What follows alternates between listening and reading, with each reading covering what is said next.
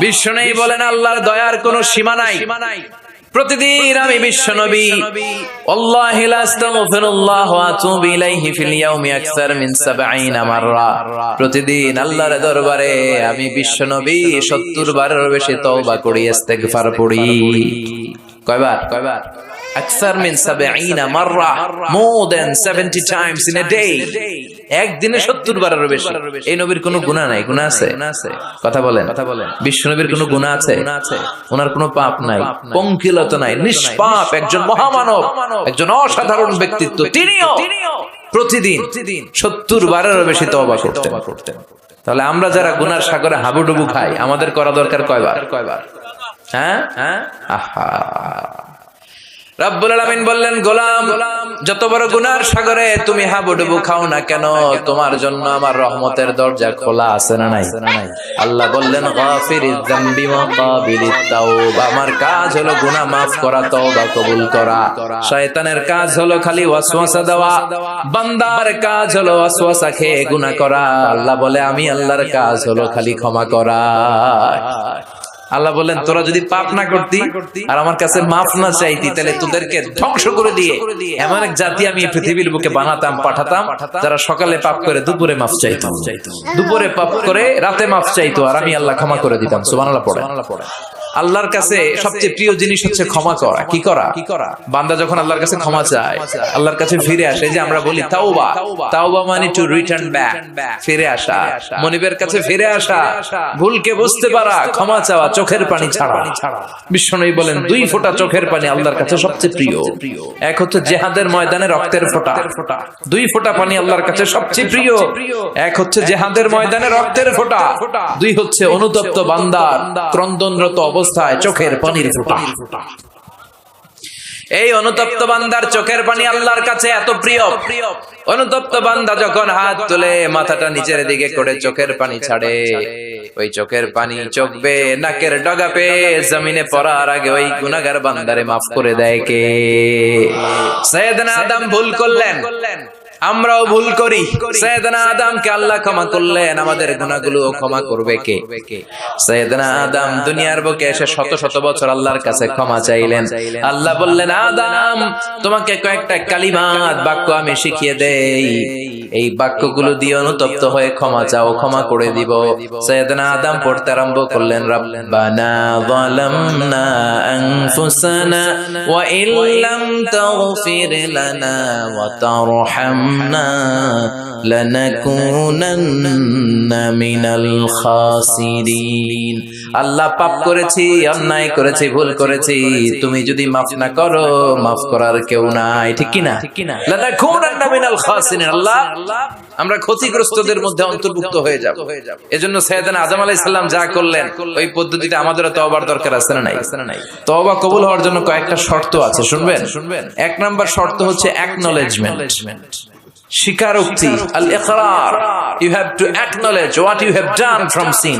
কি পাপ করছেন এগুলো গুনে গুনে আল্লাহরে বলবেন, আল্লাহ, আমি পাপী, এই আকাশের নিচে, এই জমিনের উপর আমার চেয়ে বড় পাপী কেউ নাই, আমি সবচেয়ে বড় পাপী, আমি নরপিশাচ, আমি নাদান, আমি মূর্খ, আমি নালায়েক। চিল্লায় কোন ঠিক কিনা? এইভাবে নিজেরা ছোট করেন আর স্বীকার জানান, আল্লাহ, আমি পাপী, আমার চাইতে বড় পাপী কেউ নাই। আমরা সবাই পাপী, আমাদের 14 গোষ্ঠী পাপী। জোরে কোন ঠিক কিনা? সবাই পাপী, সব আমরা পাপ করেছি, আল্লাহ, আমার চেয়ে বড় পাপী কেউ নাই। এভাবে স্বীকার করেন, আল্লাহ, আমি এই পাপ করেছি, আমি নামাজ, আমি মিথ্যা সাক্ষী দিয়েছি, প্রতিবেশীর উপর জুলুম করেছি, অন্যায় করেছি, খারাপ আচরণ করেছি। একটার পর একটা স্বীকার জান। এগুলো স্বীকার গেলে খুশি হয় কে? 2 নাম্বার শর্ত নাদামা, অনুতপ্ত হওয়া, repentant. You have to be repentant what you have done from sins। আপনি অনুতপ্ত হন, আপনি চোখের পানি ছাড়েন, আপনি নত হন আর আল্লাহরে বলেন, আল্লাহ, আমি অনুতপ্ত, আর জীবনে করব না। 3 নাম্বার শর্ত হচ্ছে stop what you have done from sins। যে পাপগুলো করেছেন এটা এখনই বন্ধ করেন। অনেকে কয়, না, এগুলা কইরা যাই, পরে কদরের রাতে মাফ চাইবো। আছে না নাই? ও যে কদর পাবে কোনো গ্যারান্টি আছে? কথা বলেন। আরে কদর তো অনেক দূরে, আরো একদিন যে বাঁচবো কোনো গ্যারান্টি? কথা কন, শ্বাস যেটা ভিতরে ঢুকালাম, ব্রেথ ইন, এই ব্রেথ আউট, শ্বাসটা বের করতে পারবো? কোনো গ্যারান্টি আছে? লা ইস্তাখিরুনা সাআতা ওয়া লা ইস্তাকদিমুন। 1 সেকেন্ড আগেও আসে না, 1 সেকেন্ড পরেও আসে না। সেটার নাম হচ্ছে মরণ। চিল্লায় বলেন ঠিক কি না? তার মানে আপনাকে থেমে যেতে হবে। থামেন, অনেক হয়েছে। আন্না, stop. What you have done from sins. থামেন, থেমে যান, আর করবেন না। 4 নাম্বার হচ্ছে to hate what you have done. যা আপনি করেছেন এটা মন থেকে ঘৃণা করেন। সুদ খেয়েছেন, অনুতপ্ত হয়েছেন, স্বীকার করেছেন, থেমেছেন, এবার এটা ঘৃণা করেন, অন্তর থেকে মন দিয়ে ঘৃণা করেন। 5 নাম্বার শর্ত হচ্ছে to determine that you never repeat this sin in your life again. আপনি আল্লাহরে ওয়াদা দেন, কমিটমেন্ট দেন, আর বলেন আল্লাহ আমার জীবনে পারতপক্ষে এই কাজ আমি আর করব না। এই পদ্ধতিতে যদি আমরা আল্লাহর কাছে ক্ষমা চাই, ক্ষমা করবে কে? চিল্লায় বলেন কে? আল্লাহ বলে গোলাম যখনই ক্ষমা চাইবি আমার দরজা তোর জন্য খোলা। 24/7, সপ্তাহের 7 দিন, মাসের 30 দিন, বছরের 365 দিন তওবার দরজা খোলা আছে না নাই? শুধু 2টা সময় তওবার রাস্তা বন্ধ করে দেয় কে? 1 নম্বরে বাদাল গারগারা, মালাকুল মাউত যখন চলে আসে, রুহু নেয়ার জন্য যখন টানাটানি করে, মালাকুল মাউতের চেহারা যখন মুমূর্ষু রোগীটা দেখে ফেলে, মৃত্যুর পথযাত্রী যখন মালাকুল মাউতকে চাক্ষুষ দেখে ফেলে, তখন তওবার রাস্তা ব্লক করে দেয় কে? তখন তওবা আল্লাহর কাছে করলে এটা কবুল হবে? আজীবন চান্স পাইছে, করে নাই। মালাকুল মাউতকে যখন দেখে ফেলবেন তখন আর তওবার রাস্তা খোলা থাকবে না, ওটা ব্লক, ওটা বন্ধ করে দেয় কে? ফেরাউনও যখন মালাকুল মাউতকে দেখছে আর লোহিত সাগরে ডুবতে ডুবতে যখন পানি খাইছে, পানি খাইতে খাইতে ফেরাউনের পেটটা এত বড় হয়ে গেছে, তখন ফেরাউন হাত তুলে বলে আনা মিনাল মুসলিমিন, কয় আমি মুসলমান। দেখছেন কত ভালো মানুষ? ফেরাউন না যদি মুসলমান হয় তা আমরা থেকে লাভ কি? কথা বলে, তখন বলে আমি মুসলমান, তখন আর বাঁচার উপায় নাই। আল্লাহ বলে না, এখন করলে তো হবে না, তোমার সময় শেষ। কারণ তাকে যখন সাইয়েদনা মুসা আলাইহিস সালাম যাকাতের কথা বলল, সে বলল আমি যাকাত দিব না। সাইয়েদনা মুসা আলাইহিস সালাম বললেন আযাবের অপেক্ষা কর। আল্লাহ আযাব পাঠালেন, ফাখাসাফনা বিহি ওয়া বিদারিহিল আরদ, কারুনকে সহ, কারুনের সব সম্পদ সহ আল্লাহ জমিনে দাবিয়ে দিতে লাগলেন। কারুনও যেতে লাগলো, হাঁটু পর্যন্ত যায়, তার ভয় হয় না। কোমর পর্যন্ত যায়, তার ভয় আসে না। গলা পর্যন্ত যখন মাটিতে দেবে যায়, সেও হাত তুলে কয় আমি মুসলমান। কি কয়? একই সিস্টেম, ফেরাউনের সিস্টেম, আমি মুসলমান। মুসা আমার যত সম্পদ তোরে আর তোর আল্লাহরে দিয়ে দিলাম, আমারে বাঁচা। এতক্ষণ যাকাতই দেন, এখন সব দিয়া ফেলায়। কত বড় ডাকাত! তার মানে একেবারে ফাইনাল স্টেজে যখন আপনি পৌঁছে যাবেন, তখন যদি আল্লাহর কাছে ক্ষমা চান, কোনো লাভ হবে? কথা কন। এই মালাকুল মাউত আসার আগ পর্যন্ত যদি তওবা করতে পারেন, ওই তওবা কবুল করে নিবে কে? 2 নাম্বার যে সময়টাতে তওবা কবুল হয় না, ইনদামা তাতলু'উ শামসু মিন মাগরিবিহা, প্রতিদিন সকালবেলা পূর্ব দিক থেকে সূর্য ওঠে, পশ্চিম দিকে ডোবে। কিয়ামতের আগ দিয়ে সূর্য পূর্ব দিক থেকে না উঠে পশ্চিম দিক থেকে ওঠা শুরু করে দিবে। যেদিন সূর্য পশ্চিম দিক থেকে উঠবে, ওই দিন থেকে তওবার রাস্তা বন্ধ করে দিবে কে? এর আগ পর্যন্ত আল্লাহর কাছে যদি তওবা করি, ওই তওবা কবুল করবে কে? আল্লাহর উপর ভরসা আছে? হ্যাঁ, মৌলভী বাজারের ভাইয়েরা, সব মৌলভী মানুষ। হ্যাঁ, আল্লাহর উপর ভরসা হয়, আল্লাহরে মায়া লাগে, আল্লাহরে ভালো লাগে। আল্লাহরে যে ভালো লাগে এটাও কইতে পারে না, কষ্ট হয়। জি হয় কইছে একজন, আল্লাহরে ভালো লাগে, ঠিক না? সবাই বলেন জি হয়। আল্লাহরে ভালো লাগে, জি হয়। তাহলে আল্লাহর একটা ডাক দেন, বলেন আল্লাহ। প্রাণ থেকে ডাক দেন, পড়েন আল্লাহ। হৃদয় থেকে ডাকেন, বলেন আল্লাহ। আল্লাহর সাথে যতক্ষণ বান্দার সম্পর্ক থাকবে, ততক্ষণ আল্লাহর পক্ষ থেকে স্পেশাল মার্সি, ব্লেসিংস, রহমত আছে না নাই? চিল্লায় বলেন আছে না নাই? আল্লাহ ডেকে বললেন গোলাম যখনই ডাকবি তখনই আমি সাড়া দেই। আল্লাহু আকবার। এমন এক আল্লাহ মাঝরাতে উঠে চোখের পানি ছেড়ে যদি আল্লাহর ডাকেন, আল্লাহ আছে না নাই? আপনিও ঘুমান, আপনার আল্লাহও যদি ঘুমায়, তাহলে আপনি যখন ঘুম থেকে জেগে আল্লাহর ডাকবেন, আল্লাহ ডাকে সাড়া দিতে পারবে না, ঠিক কিনা? কিন্তু এই জন্য আল্লাহ ঘুমায় না, আমরা ঘুমিয়ে পড়ি, আল্লাহ ঘুমায় না। কারণ উনি যদি ঘুমিয়ে যায়, আমার যদি ঘুম ভেঙে যায়, আমার কিছু লাগলে দিবে কে? উনি ছাড়া দেওয়ার কেউ নাই। সাইয়েদনা মুসা আলাইহিস সালাম আল্লাহর একবার প্রশ্ন করছেন, আল্লাহ আয়াগলিবুকান নাওম, আপনার কি ঘুমে ধরে? সুবহানাল্লাহ কইবেন না? এই পৃথিবীতে মুসা আলাইহিস সালাম আল্লাহকে প্রায় এরকম অবাক করা প্রশ্ন করেছেন। আল্লাহকে জিজ্ঞেস করলেন, আল্লাহ সারাদিন আমি ছাগল চড়াই। মুসা আলাইহিস সালাম কি চড়াতেন? আপনারা ছাগল চড়াননি? হ্যাঁ, ছাগল চড়ান না? ছাগল চড়ানো সুন্নাহ, পারলে চড়াবেন। সহিহ বুখারীর বর্ণনা, মা মিন নাবিয়্যিন ইল্লা রাআল গানাম। এই পৃথিবীতে এমন কোন নবী নাই যে নবী ছাগল চড়ায় নাই। সুবহানাল্লাহ পড়েন। সাহাবারা বললেন, ইয়া রাসূলুল্লাহ আপনিও ছাগল চড়িয়েছেন? বিষ্ণু বললেন, হ্যাঁ আমিও তো মক্কার লোকদের ছাগল চড়িয়ে দিয়েছি অল্প কিছু পয়সার বিনিময়ে। আল্লাহু আকবার। সাইয়েদনা মুসা আলাইহিস সালাম বললেন, মাবুদ সারাদিন ছাগল চড়িয়ে আমি ক্লান্ত হয়ে যাই, রাত্রিবেলা ঘুম আমার উপরে চেপে বসে। আপনি সারাদিন গোটা বিশ্বের সব ব্যবস্থাপনা সারার পরে রাত্রিবেলা আপনার ঘুম আসে কিনা? আয়াগলিবুকান নাওমু। উনি ভাবছে আমগো যেমনি ঘুম ধরে আল্লাহর ধরে টরে কিনা। আল্লাহ এই প্রশ্নের উত্তর না দিয়ে সাইয়েদনা মুসা আলাইহিস সালামকে বললেন, দুইটা গ্লাস নাও, পানি ভর্তি গ্লাস, আর এই গ্লাসের ভেতরে পানি নাও, নিয়ে তুর পাহাড়ের উপরে দাঁড়াও। মুসা আলাইহিস সালাম গ্লাসের ভেতরে পানি নিয়ে তুর পাহাড়ের ঠায় দাঁড়িয়ে রইলেন আর আল্লাহকে জিজ্ঞেস করলেন, আল্লাহ আয়াগলিবুকান নাওমু, জিজ্ঞেস করলাম আপনার ঘুমে ধরছে কিনা, আপনি পানি নিতে বললেন কেন? আল্লাহ বললেন, নো টক, কোনো কথা বলা যাবে না, যা বলেছি তা করো। তো সাইয়েদনা মুসা আলাইহিস সালামকে বললেন দাঁড়িয়ে থাকো, আর ঘুমরে বললেন তুই মুসারে ধর। ঘুমরে কি বললেন? মুসা আলাইহিস সালামকে ধরো। ঘুম যে সাইয়েদনা মুসা আলাইহিস সালামকে ধরলেন, উনি আর দাঁড়ায় থাকতে পারেন? আল্লাহ বললেন এই গ্লাসের পানি কিন্তু ফালানো যাবে না, দাঁড়িয়ে থাক। সাইয়েদনা মুসা আলাইহিস সালাম একবার ডান পাশে যায়, একবার বাম পাশে, এদিক ওদিক করে, নাড়াচাড়া করে, মাগার দাঁড়িয়ে থাকতে পারে না, কারণ ঘুম অর্ডার মানে কার? সাইয়েদনা মুসা আলাইহিস সালামকে ধরলেন। মুসা আলাইহিস সালাম আর দাঁড়িয়ে থাকতে পারে না, ঘুমের ধাক্কায় পড়ে যায়, হাতের গ্লাসগুলো জমিনে পড়ে খান খান হয়ে যায়, টুকরো টুকরো হয়ে যায়, পানিগুলো পড়ে যায়, গ্লাসগুলো ভেঙে যায়।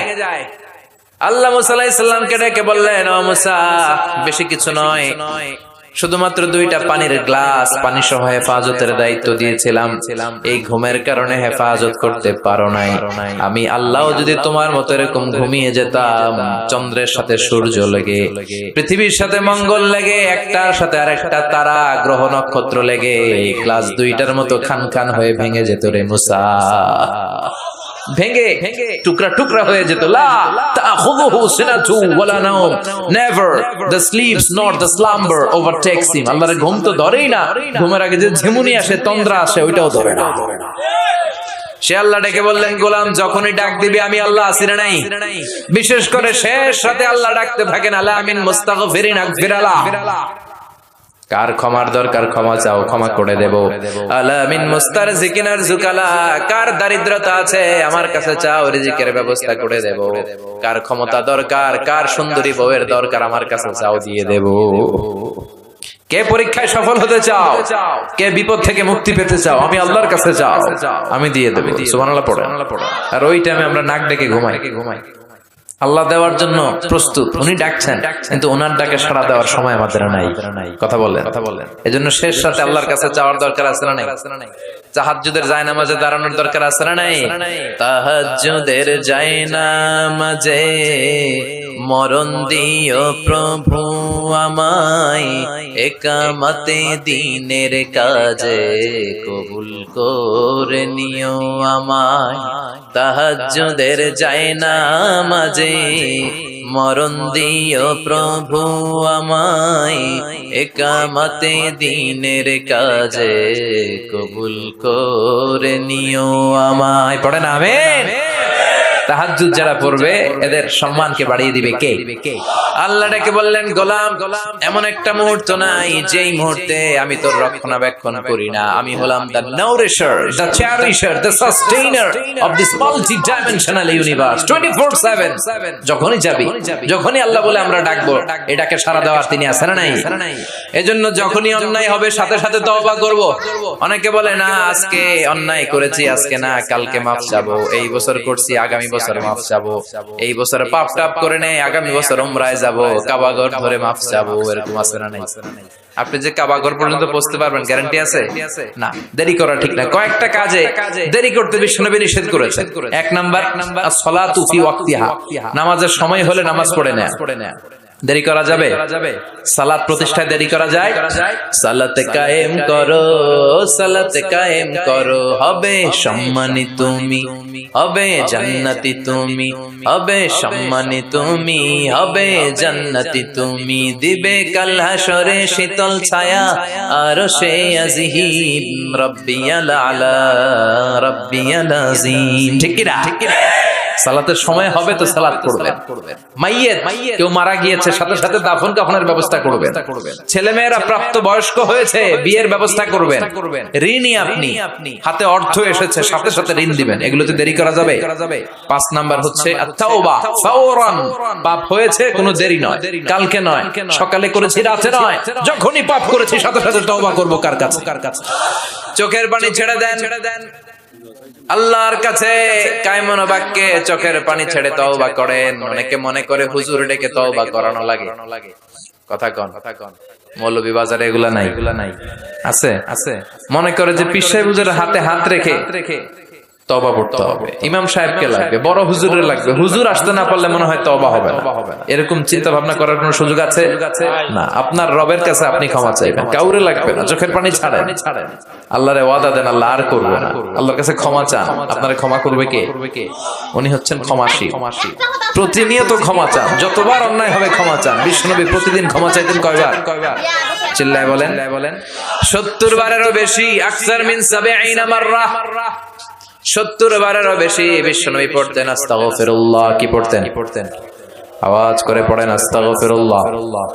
আবার পড়েন আস্তাগফিরুল্লাহ। আর বিশ্বনবী বলতেন মান লাজিমাল ইস্তিগফার জাআলাল্লাহু লাহু মিন কুল্লি দিকিন মাখরাজা। সব সময় যে ইস্তিগফার পড়বে, সে যদি কোনো বিপদে আটকে যায়, বিপদ থেকে উদ্ধার করবে কে? আমাদেরকে বিপদ থেকে উদ্ধার করে কে? না আমাদের বড় পীর সাহেব, না আপনাদের এখানে শাহজালাল ইয়ামানির মাজার আছে, তো উনি উদ্ধার করে এলাকার লোকদেরকে। হ্যাঁ, উদ্ধার করে কে? বাঁচাতে পারে কে? তরাতে পারে কে? সুস্থ রাখতে পারে কে? সফলতা দান করতে পারে কে? জান্নাত দিতে পারে কে? আল্লাহ ছাড়া কেউ কিছু করতে পারে না, এমনকি বিশ্বনবীও কিছু করতে পারে না। ঠিক কিনা? বিশ্বনবীর কাছেও চাওয়া যায় না, কারণ বিশ্বনবী নিজেও চাইতেন কার কাছে? বিপদে আপদে সব সময় আমরা একটা সত্তার কাছে চাই। চিল্লায় বলেন তিনি কে? এজন্য বিশ্বনবী বলতেন যারা এই সব সময় ইস্তিগফারের সাথে লেগে থাকবে, তারা প্রথমত আল্লাহর কাছে বিপদ থেকে মুক্তি পেয়ে যাবে। বিপদে বললেই মুক্তি। মান লাজিমাল ইস্তিগফার জাআলাল্লাহু লাহু মিন কুল্লি দিকিন মাখরাজা ওয়া মিন কুল্লি হাম্মিন ফারাজা। আর আপনাকে দুশ্চিন্তা মুক্ত করে দিবে কে? এগুলো হচ্ছে ফাদাইলুল ইস্তিগফার, ইস্তিগফারের ফজিলত। বিপদে পড়বেন, আপনার বিপদ মুক্ত করে দিবে, টেনশন মুক্ত করে দিবে। আমাদের সমাজে টেনশন আছে না নাই? মৌলভী বাজারে মাশাআল্লাহ এগুলো নাই। হ্যাঁ, কি টেনশন বলেন?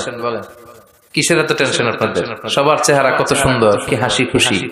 হ্যাঁ, খেয়ে দেয়ে নাদুস নাদুস সবাই। কিসের টেনশন বলেন? কিসের? জীবনের টেনশন, মরণের টেনশন, ক্যারিয়ারের টেনশন, বাড়ি ভাড়া, বিদ্যুৎ বিল, পুলিশের দৌড়ানি, র্যাবের দৌড়ানি আছে না নাই? এই এলাকায় এগুলো নাই। তার মানে টেনশনের শেষ নাই। রাস্তায় বেরিয়েছে, যে কোনো মুহূর্তে সড়ক দুর্ঘটনা আছে না নাই? যে কোনো মুহূর্তে চলে যেতে পারে। কে আগে যাবে, কে পরে যাবে, কোনো সিরিয়াল নাই। মুরব্বীরা বেঁচে থাকে, মাঝে মাঝে যুবকরা মরে যায়। হাসপাতালে রোগীগুলো বেঁচে থাকে, ডাক্তার মরে যায়। কথা কন নাকি মৌলভী বাজারে ডাক্তার মরে না? হ্যাঁ, এই এলাকার ডাক্তাররা মরে না? মরে। কে যে কখন চলে যাবে কোনো হদিস নাই। এই যে এত জীবনের টেনশনে অনেকে হার্ট অ্যাটাক করে। এই টেনশন মুক্ত করে দিবে কে? যদি সবসময় ইস্তিগফার পড়েন, বিপদ মুক্ত করবে আল্লাহ, টেনশন মুক্ত করবে। ওয়ায়ারযুকহু মিন হাইসু লা ইয়াহতাসিব, এমন জায়গা থেকে আল্লাহ রিজিকের ব্যবস্থা করে দিবেন যেটা আপনি কল্পনাও করতে পারেন নাই। সুবহানাল্লাহ পড়বেন না? আবার বিশ্বনবী বললেন সব সময় যারা ইস্তিগফার পড়বে, আল্লাহর কোনো আযাব তাদের উপর আসবে না। সুবহানাল্লাহ পড়েন। আল্লাহর কোরআন সাক্ষী, আল্লাহ বললেন ওয়ামা কানাল্লাহু মুআযযিবাহুম ওয়া হুম ইস্তাগফিরুন।